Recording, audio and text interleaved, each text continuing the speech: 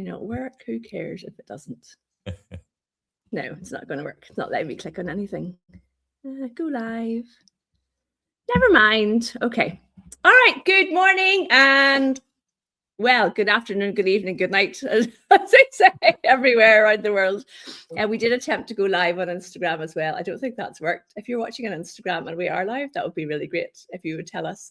So this morning I am chatting with one of the speakers for B2B Content Live, the effervescent Mike Russell. Hello, Mike. Thank you. Yes, I have been described as fizzy champagne before. That makes a lot of sense. I think you're going to bring the energy, Mike. Thank you. I'm so excited for the event. It's like, it's October, but that will go in a snap. And you know, we're going to talk about AI today, but everything we talk about here will have changed by October. Yes. So people will need to book a ticket to come and see what I'm talking about then, because it will be different to what we talk about now. I was thinking that, Mike. I mean, being someone who talks about AI must be the toughest gig, because you could literally be on stage at a conference and things could have changed that morning. And it has happened to me. Yeah. Yeah. I've been preparing on a laptop. Obviously, I always have an outline of what I'm going to talk about and, you know, the whole process to unfold. But I have been adjusting talks in recent times since I've started talking and covering AI, like at the last minute, the night before, sometimes even the morning of. So, yeah. Well, we'll have to get you very familiar with the AV guys. Then you'll have to buy them lots of coffee. Sweeten them up. It's all good. And I'm very adaptable. So if a slide is like something, but something changes, I can just ad-lib it. So it's all good. Because you're professional, which is so all of the speakers who are speaking at B2B Content Live, I know, are going to just be knocking it out of the park. So Mike, actually amazing speakers. Just like Chris Brogan. You're not related, are you? We are not related, no. But do you know what, Mike? Well, it's really a funny story. I don't think Chris knows this. But I joined his email list when I first started my business back in 2013. Wow. So that's how long I've been following Chris. And then I met him in Boston finally. So we've connected online, had a chat, and we know we're not connected. Apart from anything, Brogan is not actually my original name. It's my married name. But we did try and work out if there was a connection between my husband's family and Chris. And there's bound to be, obviously. Yes. But not a specific link that we could find. Anyway, it's going to be amazing to get him over. He's such he has spoken on thousands of stages. Absolutely. It's going to be amazing. Yeah. Yeah. So, Mike, anyway, never mind, Chris. What about you? Tell us a little bit about you and what it is that you do, and tell us everything. Okay, so I'm a full-time YouTuber, have been for nearly 2 decades. Started teaching Adobe products to content creators back in the day.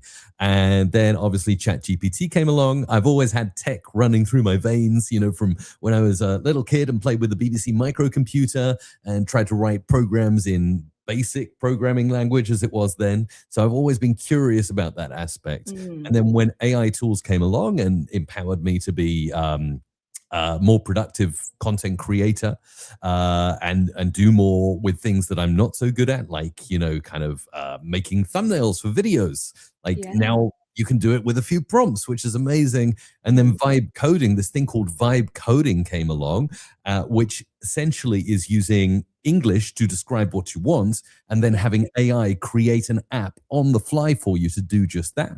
So for the audience at B2B, if you're running a business, if you want to do something with marketing, you can connect things together in ways you probably couldn't imagine in the past. Yes. I mean, I think the balance is going to be the mix in the audience, because there's going to be people who are using AI regularly.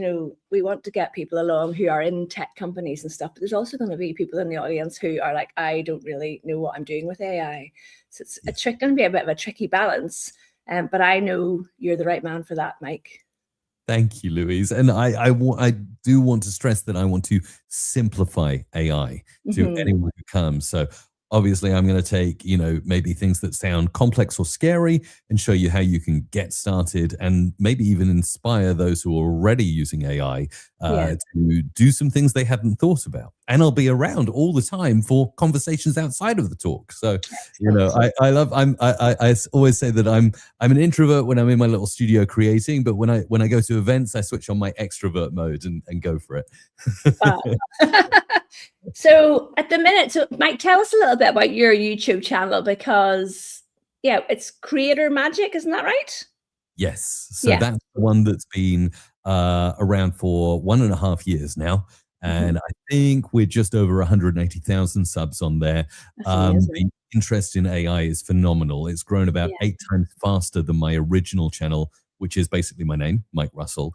So Creator Magic is, that's the hub of AI, and I'm doing weekly updates there. So if you want to know what's new, a lot of my community members that I meet in person say to me, I come to you because you distill what's new in a really easy to understand way, and you cut out the noise. So you get that noise signal right down and give me just what I need. So that's what I try to do.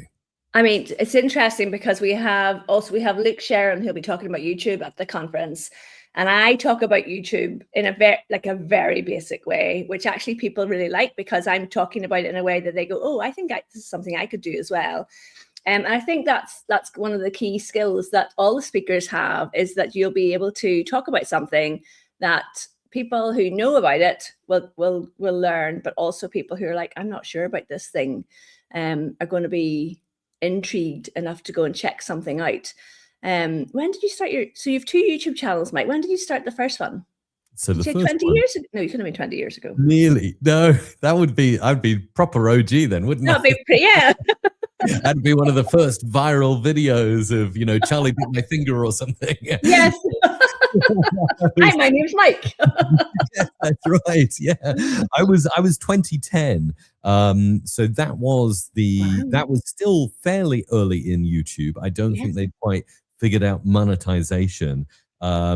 It's really funny because things are moving so fast. You can't even really tell your kids what to do at the moment. It's just like, try and learn everything, try and embrace AI. That's what I try and tell our 2 kids, because it is the future. And in one way or another, humans will hopefully be orchestrating AI. And if you know how that all works and you can learn something about it, I mean, the job YouTuber didn't exist when I went to school. No. So now I'm doing that. To keep it simple, when anyone asks me, I just say I'm a YouTuber, because everyone knows what that is now. Yes. But whenever I say that to people, they look at me like going, you don't look like someone who's a YouTuber. And I know that's the point. So Mike, when we were chatting about us, so you and I came up with the idea to do this live yesterday, which is kind of, people who know me will not be surprised by that whatsoever. And you mentioned something to me in email that I don't know anything about, and that's OpenClaw. So can you tell us a little bit what the heck is that? Yeah, so that's the trendy thing right now. And I want to emphasize that's why it's going to be exciting in October, come the event, that I'll be talking about something completely different. But OpenClaw right now has just been an insane speed run in the AI space, and actually in the broader tech and get things done space. So if you don't know what OpenClaw is, you should be paying attention. A guy called Peter Steinberger started writing the code for it about 2 months ago. He's an Austrian developer. He's got, from what I understand from his previous projects, he's exited, so he doesn't really have to worry about money. That's what he said. So he just got into vibe coding and started to code something, and it became insanely successful. It's an open source project. And essentially what you do is you install it on a computer or on a machine in the cloud. It is a little bit technical at the moment, but I think the barrier will lower as this project has just been acquired by OpenAI. That's how insane. This one developer in 2 months basically got snapped up by OpenAI and now has gone to San Francisco. So that's pretty crazy. So what does it do? So once you install it, you can give it access to as much as you want. You can give it access to everything. So you can give it access to your personal computer. You can give it access to your, say, Google Mail, your calendar. You can give it access to HubSpot, if you use that. I've heard insane use cases where people are connecting things like SEO tools or keyword research or Google Analytics or YouTube API stats. And the best thing is now that already sounds, oh my goodness, API, keys and code, that already sounds worrying. The beauty of Claudebot, or OpenClaw as it is now, it's gone through 3 name changes. It was Maltbot, is once you get it up and running, it's self-improving. And I know that's really hard to wrap your head around if you haven't used something like this, but it really is. So once you have it installed, you can ask it to do something and it figures out how to do it. And if it needs to, it alters its own code to make it what you want it to be. Right. So are you still with me here? I am still with you. I've got all the questions. So I'm gonna be the audience here, Mike.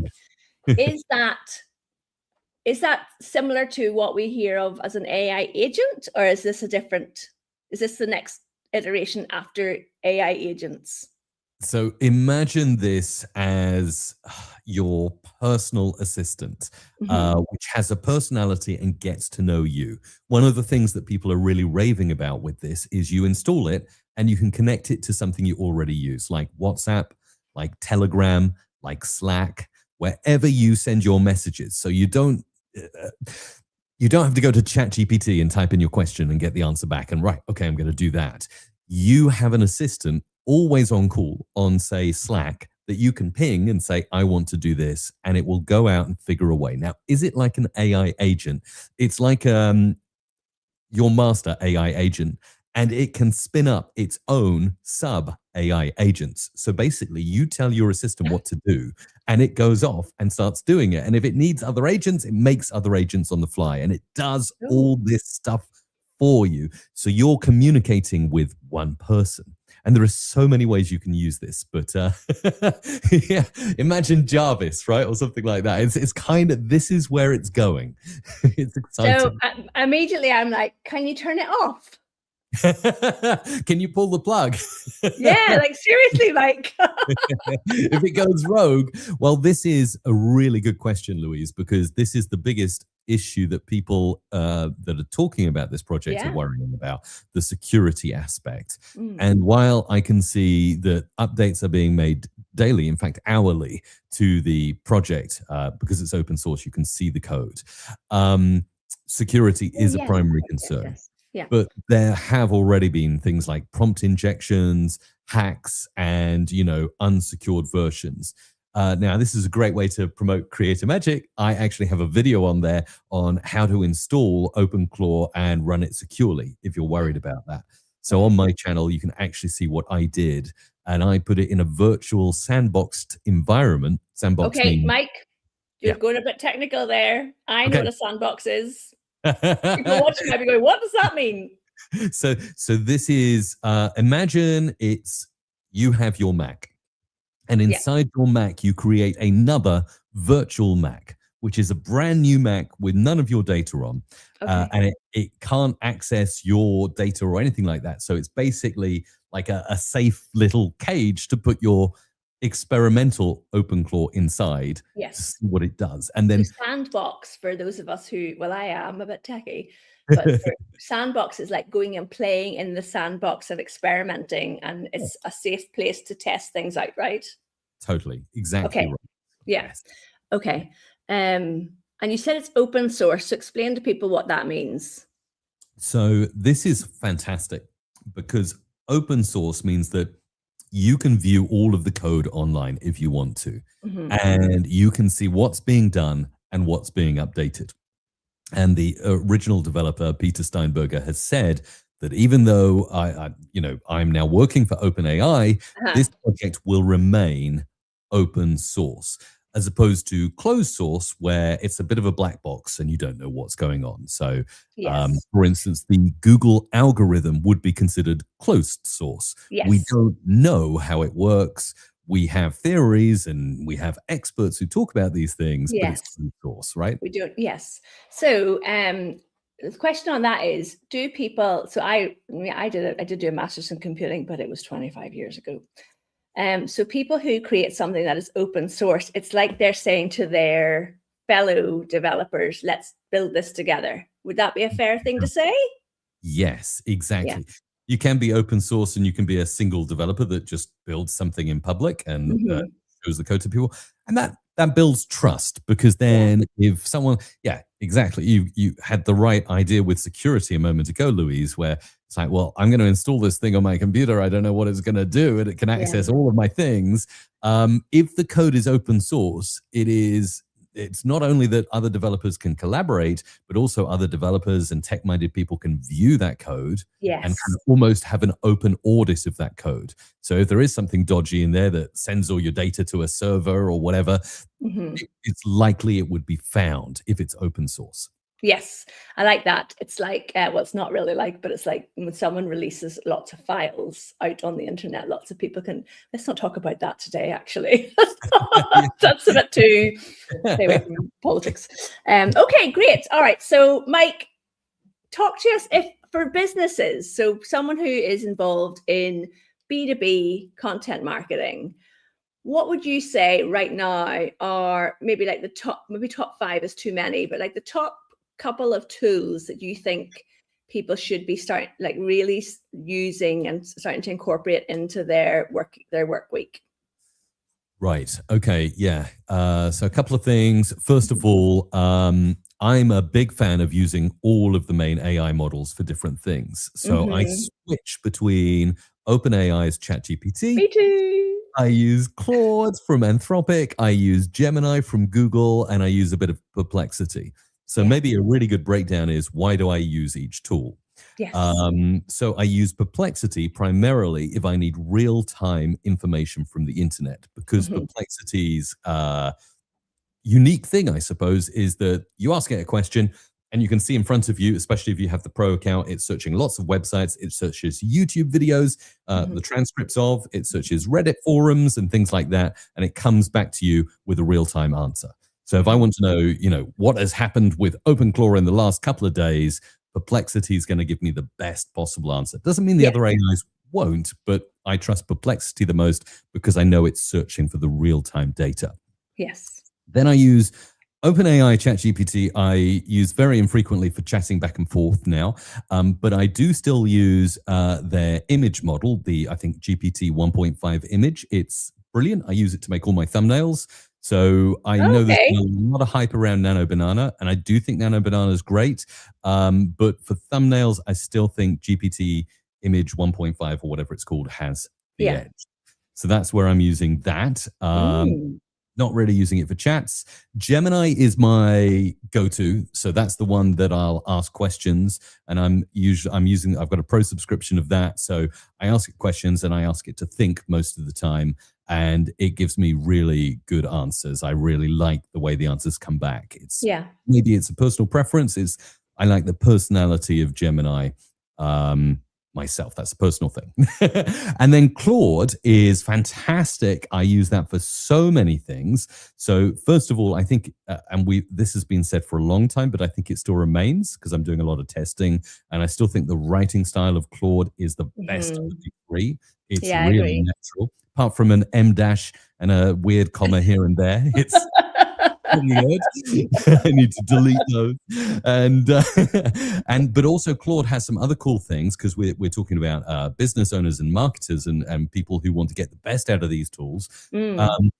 I have not used it apart from looking at the documents and seeing what's possible with it, so I don't have enough practical knowledge to talk further about it. But I think if you're a business person or a marketer, you should probably look at Claude Cowork.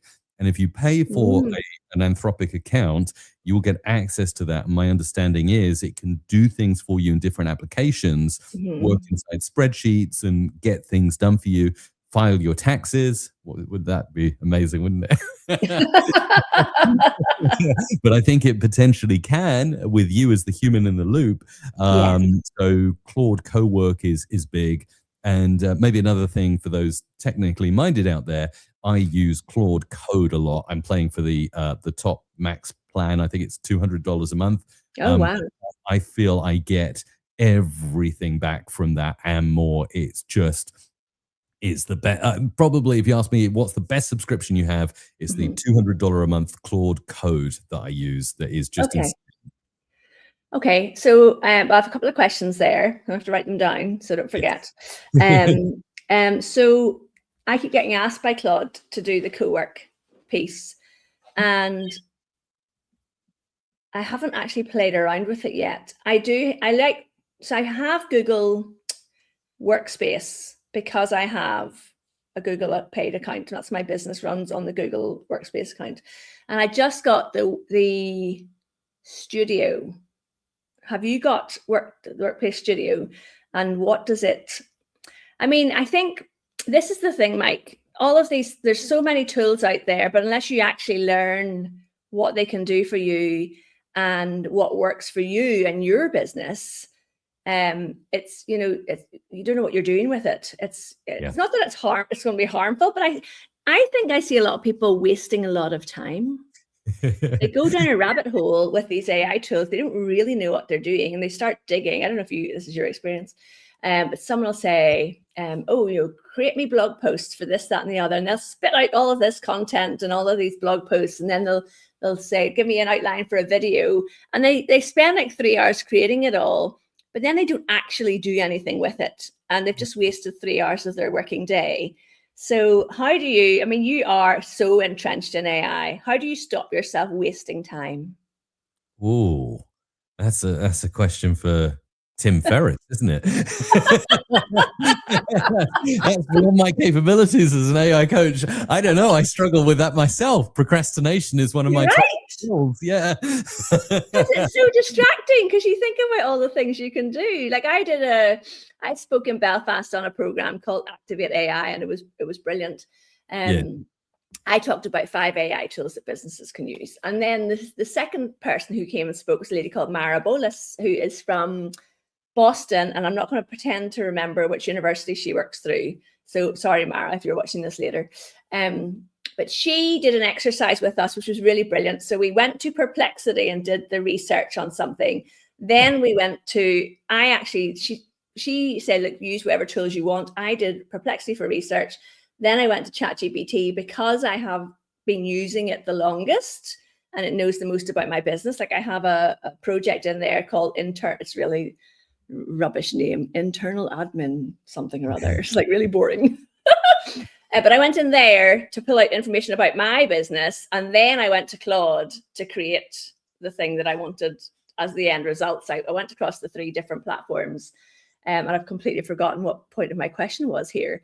What was I talking to you about? You were actually asking me how do you stop from going down the rabbit hole and wasting time, and and all of that, and you see all this and you're like, oh, I'll generate this content and that content, but you never end up doing anything with it. So I've got an answer from my kind of like AI lane to give you, not the broader how to solve time wasting and procrastination. I'm working on that. One thing I do as an AI tech first guy is I have, presently I'm using one of the big 3 in my pocket. So Gemini is my daily driver and I talk to it. I have a thread. Actually, it's probably not optimal because I know in Claude, you can have projects. In ChatGPT, you can have those projects too. They know a little bit, like you say, about your business. I've just got an ongoing chat thread, but my plan in the future maybe is to make it a project, or actually maybe to use OpenClaw to get to know more about me. And I use it simply for life optimization. So we all have flaws and we try to solve and fix them as best we can. I am a serial optimizer. So like AI, the loop with me and AI is really incredible and has been, because I basically talk to it like any problem I'm having right now. I just tell it and I say, help, and this is like nutrition, this is exercise, this is struggling to work on a project or whatever. And it will tell me, like, it will break things down and just give me step-by-step things to do. And it will call me out if I'm like, it's just brilliant. So yes, if you want to solve that problem, start using AI. And this is where the big trust thing comes in. But I think in order to get the most out of this, we need to give as much in as we can and be honest, because when we're honest and we say to, you know, because the AI is so well, it's just so incredible right now. Yeah. If you give it as many data points as possible to work from, it can really help you figure things out. And that has definitely been my experience in recent months for certain. And I think it's getting better. That's the thing, right? I think, you know, in the past it was just completing sentences, right? When GPT 3.5 was here. But now we're at the level where it's really starting to notice things we'd miss. And I feel like we're on the edge of it being able to pick out things we'd never even thought of and really, you know, do incredible stuff. So, and I think optimization and being productive and not wasting time is personal for everyone. We all have our own triggers, our own things, our own optimal environments. And so, yeah, I'm kind of on a journey with AI to figure out what that is for me right now. That's so interesting. Yeah. I mean, I definitely use it as a tool and it's great for research. And when you were talking earlier about Perplexity and the most up-to-date stuff, this has got nothing to do with work. There are rumors of a new Springsteen tour, and I am a massive Springsteen fan. And like all Springsteen mega fans, as soon as there's a rumor, we are on the internet trying to find out what's going on. And there's literally, like I did ask ChatGPT about it, and it's such a rumor that it's literally just kept filtered out yesterday. So it's pulling it from all the Springsteen blogs and just and it's just everyone is just regurgitating the same, like there's no evidence whatsoever. But now I'm thinking I should go and check Perplexity because it might have the inside information. Inside scoop. At the same time, for real-time stuff like that, where people are chitter-chattering and there are rumors floating around, go and head to Grok and try out, you know, the X platform, formerly Twitter's Grok AI, because it has access to all X posts and because it's, a lot of rumors and breaking news goes out on there. You might want to try Grok and get it to like see that would be I think that would be a really good one. So Perplexity, yes, can crawl through the websites and give you that, but like Grok can get like something that was posted in the last 20 seconds kind of thing. It's like but it also is, I think it is actually quite a good example of if there is no actual fact about something out there, the AI can't predict or make up something that doesn't actually exist yet. So I think that's quite interesting. And back to business, one of the other things that you mentioned there about, you know, we were kind of joking about how AI could do your tax returns, but there is a real concern from people that it's going to take over their jobs. So my way of looking at this is, I'd be interested to hear what you think, Mike, is it could go a couple of different ways, but I think that at the end of the day, so if I'm on with an AI chatbot, and I know you probably are different to me in this regard, but if I'm not getting anywhere, I just type in "speak to a human," and you get connected to a human really fast, which I think people don't realize. So I do prefer to speak. If there's an issue or a problem, I'd much rather speak to a human being because you can give what's the word, like your specific examples of what's going on, because a lot of these chatbots are brilliant and I'm sure they will improve massively, but they don't know your specific issue. I'm thinking about whenever we were in America with my family and we got our flights cancelled the night before. We were due to fly home. We'd had a fabulous trip.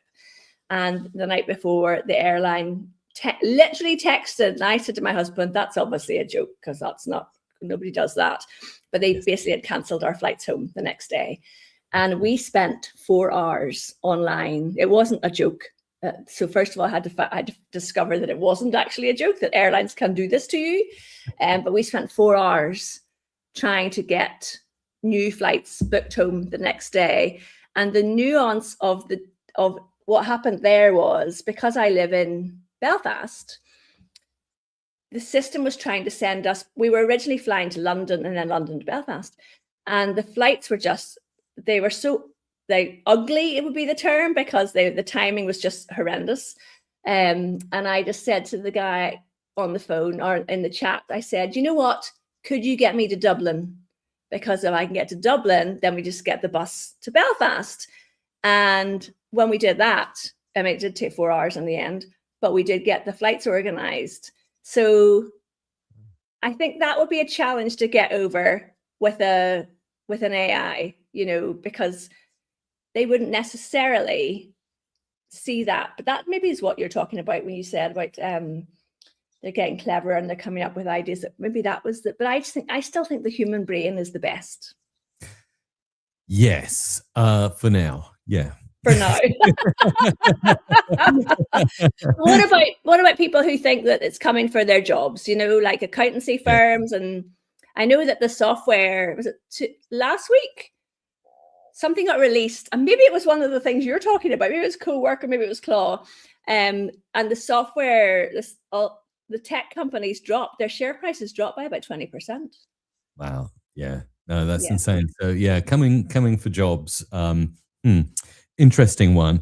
Definitely. So it's interesting to hear your case with the travel. And I totally hear what you're saying. Like, you know, you're stuck in an airport, your flight is cancelled. So you go to like whatever, you know, maybe it's not you, Louise, but it's someone else. And they go to, they've got the free version of ChatGPT and they say, help, I'm stranded and I need to get back to Belfast. What do I do?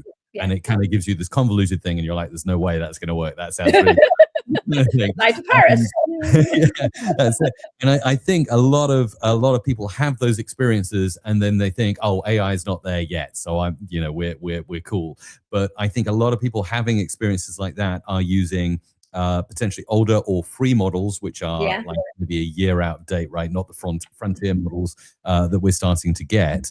And also, you have things like you mentioned earlier, like an AI agent. So yes, you know, a ChatGPT free might give you something strange, but if you set an agent to go and work on it for 15 minutes, it might then be able to look at every single route. Because remember, there's only a certain amount of compute. When you type into ChatGPT, it's back to you within 10 seconds with the answer. If you let it go for 15 minutes and like, let's look at Ryanair, let's look at Wizz Air, let's look at like Delta, let's look at British Airways and look at every route. And okay, I found all of this. And then it passes it back. This is AI orchestration back to the master agent that created that job. And then the master agent looks over all the reports, a bit like Claude Code does. It spins up lots of sub-agents to do research. Then it sends it all back. And then the master agent says, okay, well, based on that, we'll do this, this, and this. So yes, it is getting there. Yes, I'm hearing certainly in the tech and coding space that a lot of developers are saying, I am basically a fancy button pusher now. I am just, you know, I don't write code. I confirm, I human in the loop. And because I think if we want to look at, are we going to be replaced, are jobs disappearing? We need to look at developers and coding because it's basically pretty much there now. And I'm not saying that. There are posts that I'm seeing from developers of many, many years who are just like, you know, because it can run on loops now and it can just iteratively improve until it finds the answer and finishes, like, yeah, traditional development work is done. And I think, yes, the same is coming for accountancy, for legal, for definitely for medical. I mean, oh my goodness, you know, a medical AI that has the right harness and the right safeguards around it can look at so many more scans and spot so many more things than like human workers can. You know, it's incredible. So that makes me a bit sad though, Mike, because I'll tell you why. Whenever I did my master's, and it was a long time ago, I got proper joy out of figuring something out.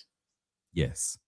And that's the sad bit for me. You know, if you have a problem and you work through it and you figure out the answer to it, you get a real feeling of joy, you know, and people might think that's really weird, Louise, but that's what I would miss.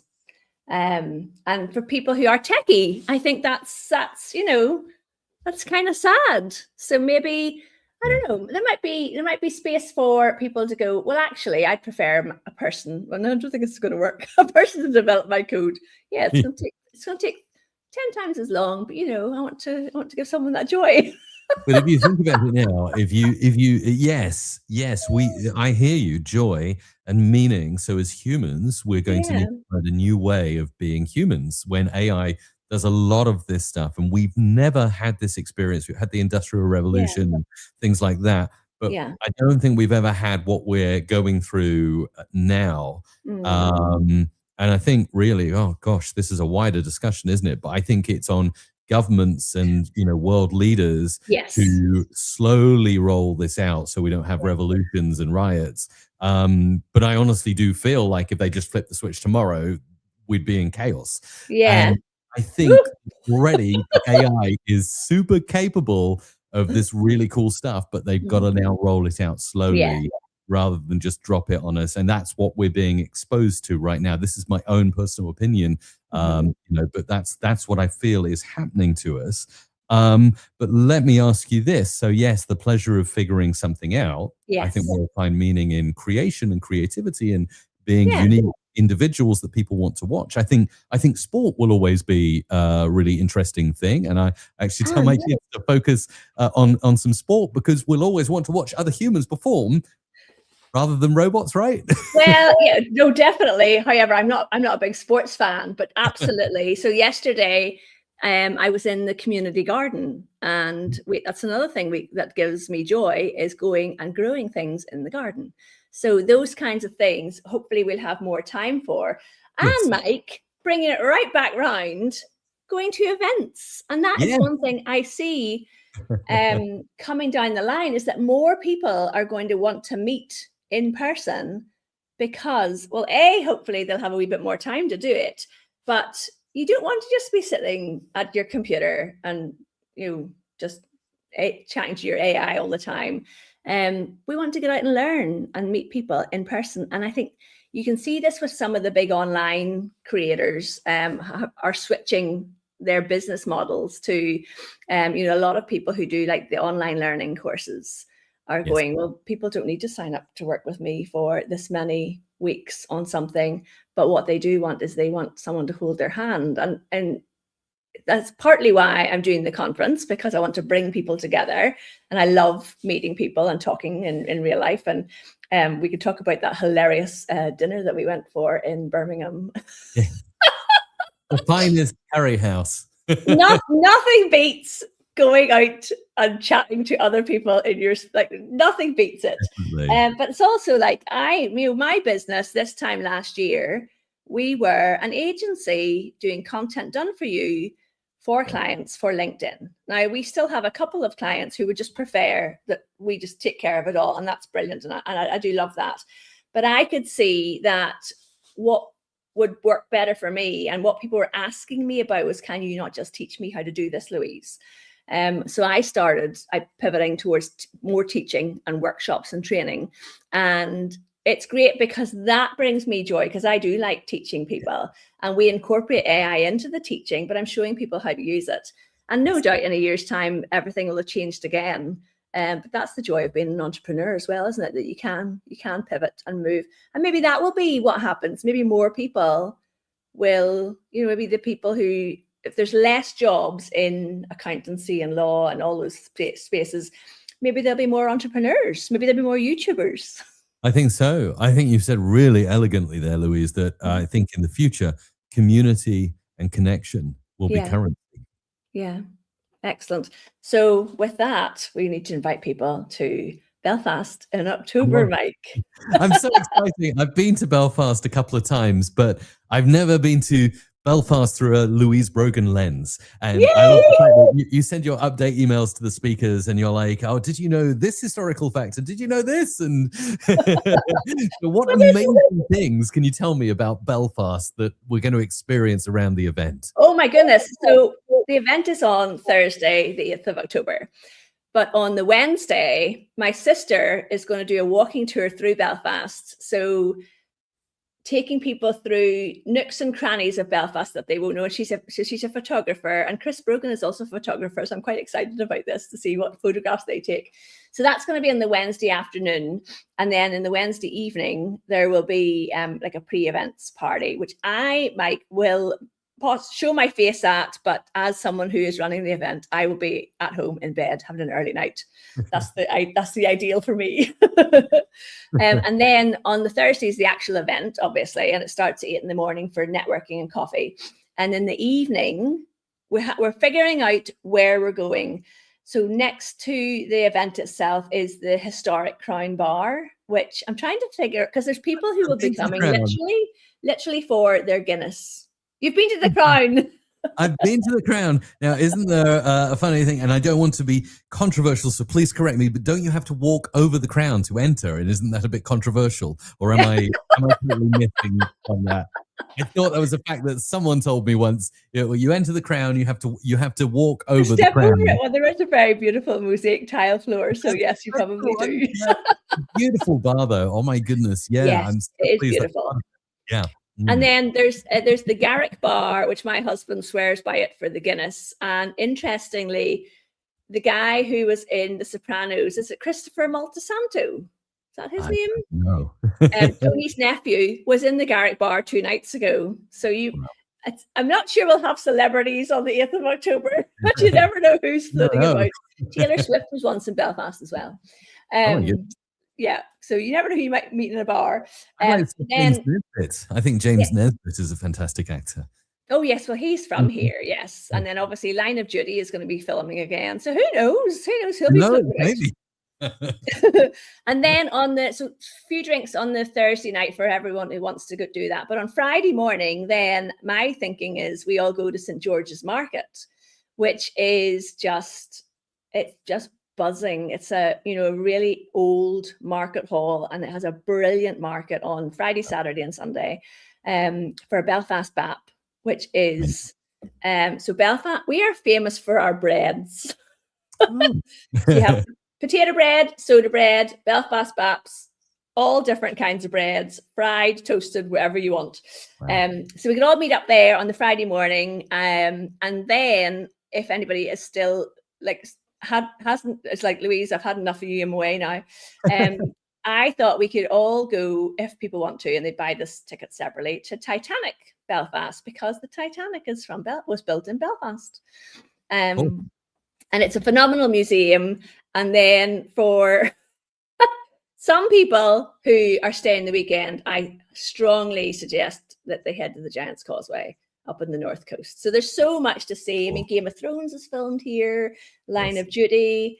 But people in Belfast are really, really lovely and welcoming and friendly. And I think that's what people will take away from it most. Definitely. Yeah, that's been my experience. It's a great city, and it's not the first city that you think of, is it, when you think of this part of the world? But and I've never been outside the city limits, so at some stage I'm definitely going to have to get and see the nature all around. So yes, well, I mean, of course, there's my standing stones, Mike. Oh yeah, I love to visit, which we just standing stone. That's great. So there are stone circles about 90 minutes away from Belfast. There's 7 stone circles that have been standing for 4,000 years that are supposedly reflect the night sky. I mean, if anyone's into that kind of stuff, I can't take you there, but I can tell you where to go for certain. But anyway. So good. And actually, I think a lot of these standing stones, because I'm quite interested in that, and I've seen a lot outside. Obviously, seen Stonehenge, but often when you go to the other lesser known standing stones, they're better experience than Stonehenge. Yeah. Because in Stonehenge they have all the barriers and the markers, and you can't go here and you can't touch that. No. But like other places, you can just enjoy it. Right? Yeah, they're all over the place here, and when you go to them, you're pretty much the only person who's there. So yeah. Top tip. Unless you go on a solstice, right? Yes. Well, yeah. I mean, actually, interestingly, there's one called the Ballyknoe Stone Circle, which is in County Down. And my friend said that on the solstice, they were doing yoga in the morning at it. Nice. And then there was a man across the field in wellies looking at them and like, who is that man? But it was the farmer that owned the field. Oh, it's the farmer. It's not the grand druid then. we went to Stonehenge. I think it was at the spring equinox. Yeah. And they had just this amazing druid leading a ceremony with a big long white beard. Looked like Gandalf in real life. Yeah. They did this beautiful sort of, prayer for the world and peace and everything. And do you know what made it the sweetest thing? Is the sun came up and everyone applauded. And I was like, that's something else. That's lovely. You want to connect outside of tech, if you want to ground yourself. Wow. Yeah. Mike, maybe you and me and Izzy need to talk about having a little stone circle trip around Northern Ireland then. I would be so up for that. Excellent. All right, Mike, it's been absolutely brilliant hearing. I mean, wow, you know so much about this stuff. I can't wait to hear your talk in Belfast in October. And anyone who's coming obviously can completely geek out with you over the next level of information that you have in your head. But I'd be like going, oh, just go and ask Mike about that. Just go and ask Mike about that. All right. Thank you so much for joining me today, Mike. And for those of you who are going to come to Belfast in October, the link is down below and we would be delighted to see you there. Any questions you've got, if you watch this later on in the day, because I know it's quite early, just tag me and Mike in the chat and we will come back and answer your questions if we can. Thank you, Mike. Thank you.